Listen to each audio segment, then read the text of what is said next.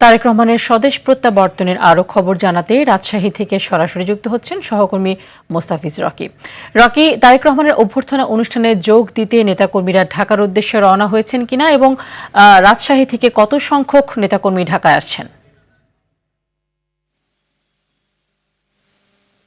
তানি, আপনি জানেন যে আগামীকালকে বিএনপির যিনি ভারপ্রাপ্ত চেয়ারম্যান রয়েছেন তারেক রহমান, তিনি আগামীকালকে দেশের মাটিতে পা রাখছেন। ফলে সারা দেশের নেতাকর্মীদের মাঝে এক ধরনের যে উচ্ছ্বাস সেটি তো রয়েছে, পাশাপাশি রাজশাহীর যারা বিএনপি এবং সহযোগী সংগঠনের যারা নেতৃবৃন্দ রয়েছেন তাদের মধ্যেও যে আনন্দের যে জোয়ার সেটি কিন্তু বইছে। এবং আমরা দেখেছি যে রাজশাহী মহানগর বিএনপি এবং জেলা বিএনপির পক্ষ থেকে এরই মধ্যে তারেক রহমানের এই আগমনকে ঘিরে কিন্তু তারা ব্যাপক প্রস্তুতি নিয়েছেন।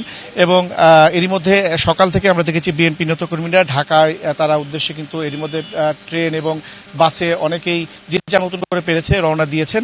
এবং এখন পর্যন্ত আসলে বিএনপি যে প্রস্তুতিটি সেটি কিন্তু বেশ জোরে সোরেই চলছে এবং শেষ মুহূর্তের প্রস্তুতি রয়েছে। এই বিষয়ে আমরা রাজশাহী মহানগর বিএনপির সভাপতি রয়েছেন মামুনুর রশিদ, একটু তার কাছে শুনবো শেষ মুহূর্তে আসলে প্রস্তুতিটি কেমন। বিসমিল্লাহির রহমানির রহিম। আমাদের প্রাণপ্রিয় নেতা দলীয় ভারপ্রাপ্ত চেয়ারম্যান জনাব তারেক রহমান, উনি স্বৈরাচারের বিরুদ্ধে আন্দোলন সংগ্রামের নেতৃত্ব দিয়েছেন।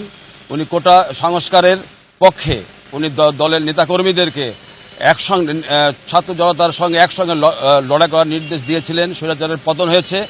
আমরা উনার প্রত্যাবর্তন 25শে ডিসেম্বর 25 উনার এই প্রত্যাবর্তন নিয়ে সারা বাংলাদেশের মানুষ অনেক আশায় অনেক অপেক্ষায় আছে। উনার যে আশা নিয়ে সারা বাংলাদেশে মানুষ খুব উৎসাহিত। উনাকে কখন দেখবে, উনার সম্বর্ধনায়, ওনার প্রত্যাবর্তনে উনাকে কখন শুভেচ্ছা জানাবে, এই নিয়ে আমরা সবাই তৈরি। আমরা রাজশাহী মহানগর থেকে আমরা হাজার হাজার নেতাকর্মী গত 2 দিন আগে থেকেই ঢাকার উদ্দেশ্যে রওনা দিয়েছে।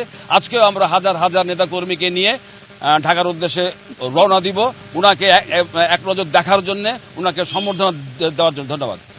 সকাল থেকেই মূলত তারই আমরা দেখছিলাম যে বিএনপি যারা নেতাকর্মী রয়েছেন তারা কিন্তু বিভিন্নভাবে আসলে যেটি বলছিলাম যে তারা কিন্তু ঢাকার উদ্দেশ্যে যাচ্ছেন। এবং রাজশাহী রেল স্টেশনেও আমি বিকেলের দিকে ঘুরে আসছি 4টার দিকে, সেখানে ঢাকার উদ্দেশ্যে একটি ট্রেন কিন্তু এর মধ্যে গিয়েছে এবং সেখানে আমরা দেখেছি বিএনপি যারা নেতাকর্মী রয়েছেন তারাও তারেক রহমানকে তার কথা শোনার জন্য কিন্তু আসলে ঢাকার উদ্দেশ্যে যাচ্ছেন এবং তাকে এক নজর দেখার জন্য। এবং নেতাকর্মী যারা রয়েছেন তারা বলছেন যে এই যে সময়টি রয়েছে, এই রাজনৈতিক যে অস্থিতিশীলতা চলছে, এতে তারেক রহমান আগামীকালকে দেশে আসার পরে রাজনৈতিক যে প্রেক্ষাপট সেটি অনেকটাই স্বাভাবিক হয়ে আসবে এবং তিনি গুরুত্বপূর্ণ নির্দেশনা নেতাকর্মীদেরকে দেবেন, এমনটি আসলে নেতাকর্মীরা বলছেন। তো তানি, এই ছিল আমার কাছে রাজশাহী থেকে সর্বশেষ।